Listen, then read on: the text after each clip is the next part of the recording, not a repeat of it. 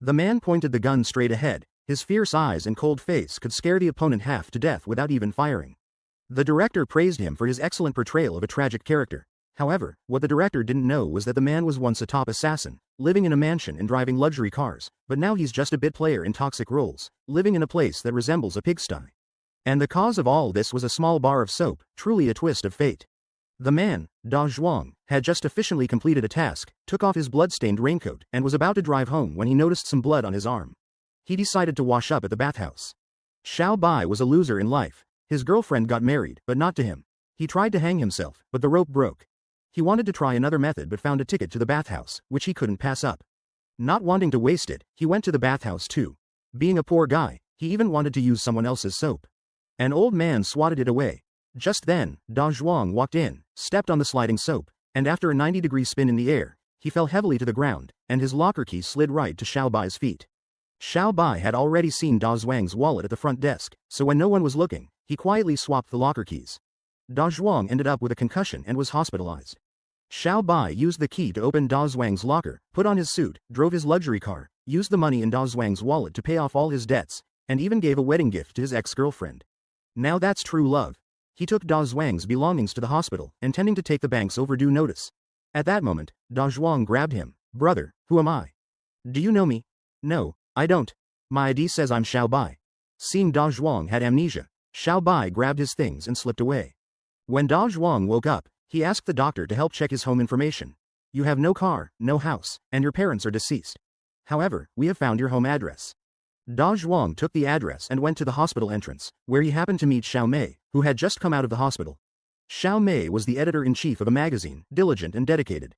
That day, as she was about to leave work, she suddenly announced she was getting married next month. As for who the groom would be, it depended on everyone's recommendations. At this moment, a male colleague stood up. Can I recommend myself? I've considered all the men in the company. So, what are your requirements for the groom? Healthy, positive, and upbeat. The men are hit hard by this. Xiao Mei is in such a hurry to get married because her father has a terminal illness and doesn't have much time left. Da Zhuang asked Xiao Mei for directions to his home. Xiao Mei has a car and plans to give him a ride. In the car, Xiao Mei introduced herself first. Da Zhuang followed with his introduction. My name seems to be Xiao Bai. Why? Seems, because I have amnesia. Do you believe it? Xiao Bai arrived home based on the address. What kind of life did I live before? This place looks like a pigsty. Xiao Mei found a book titled An Actor's Self-Cultivation. Judging by this, you should be an actor. Da Zhuang wanted to ask the neighbors who he really was. Unexpectedly, all the neighbors were shut-in nerds who didn't know each other at all. But Xiao Bai's situation was completely different. The man was a loser in life, with no house, no car, no money, and no wife. Yet, he turned his life around because of a bar of soap, driving luxury cars and living in a mansion. He found various identity documents of Da Zhuang in the mansion. Could he have multiple jobs? Then he found Da Zhuang's hit list and a gun. It seems Da Zhuang is a top assassin. Now it's over. Stealing from him means certain death. Just as Xiao Bai was scared, Da Zhuang's phone rang. Xiao Bai nervously answered the call. The caller was a crime boss, wanting to pay him for killing the president yesterday, a sum of 500,000 Xiao Bai. He quickly mentioned the mailbox address downstairs. Da Zhuang, following a calendar reminder, arrived at the film set. They needed someone to play a thug today, and he fit the role perfectly. While Xiao Bai was looking for money in the mailbox, he ran into Da Zhuang returning from work. You're the only one who visited me in the hospital. Come on, let's go upstairs and sit for a while. Xiao Mei also followed them into the room. She asked Da Zhuang if he remembered who he was. Da Zhuang took out a letter from Xiao Bai's will. As a man in his 30s, with no money, no car, no house, no wife, and not even a decent job, and his handwriting is so ugly. Living like this really doesn't make much sense. No wonder I wanted to commit suicide.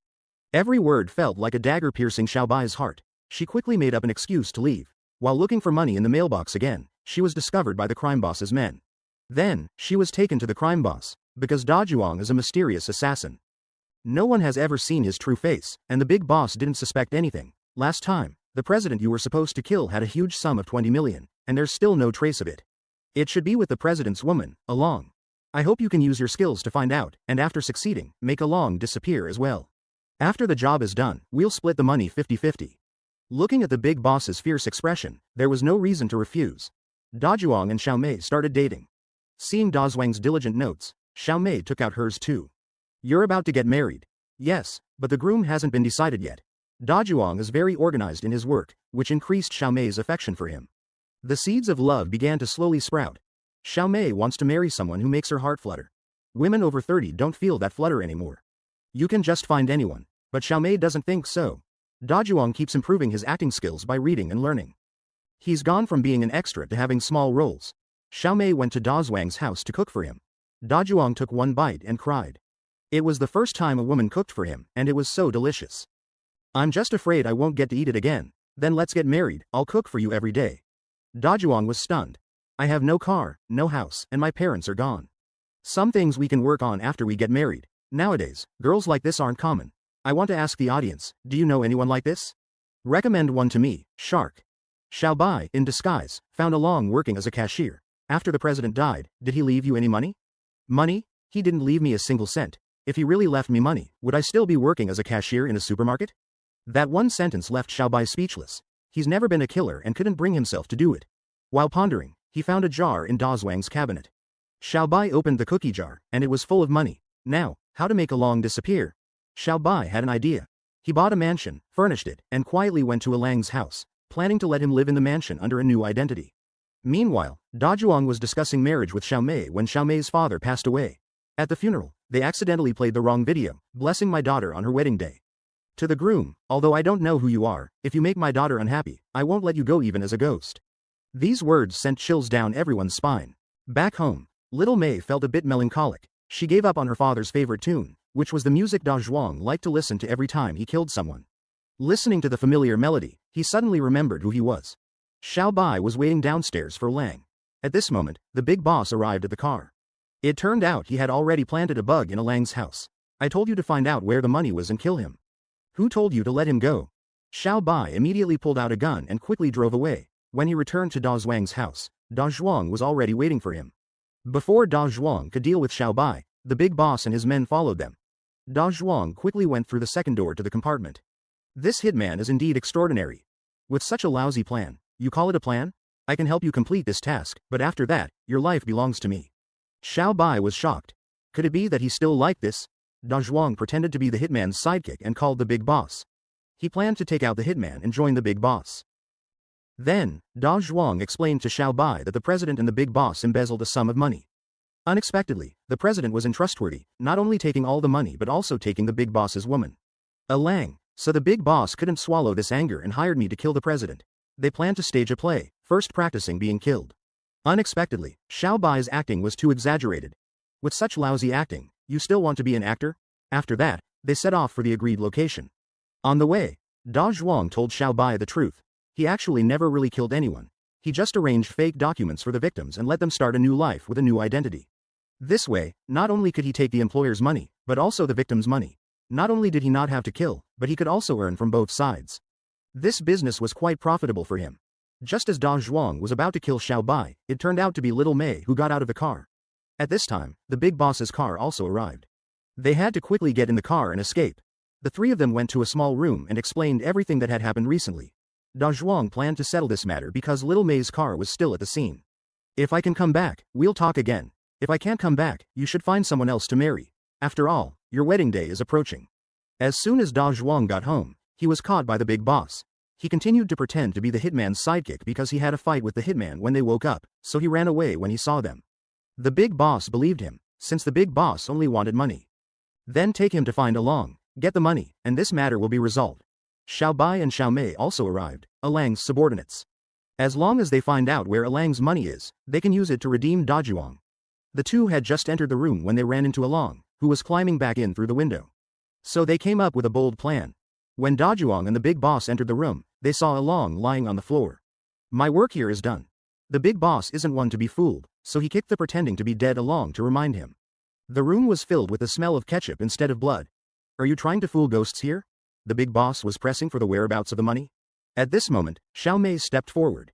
Everything in this room is crafted by famous artists, worth about 2 billion.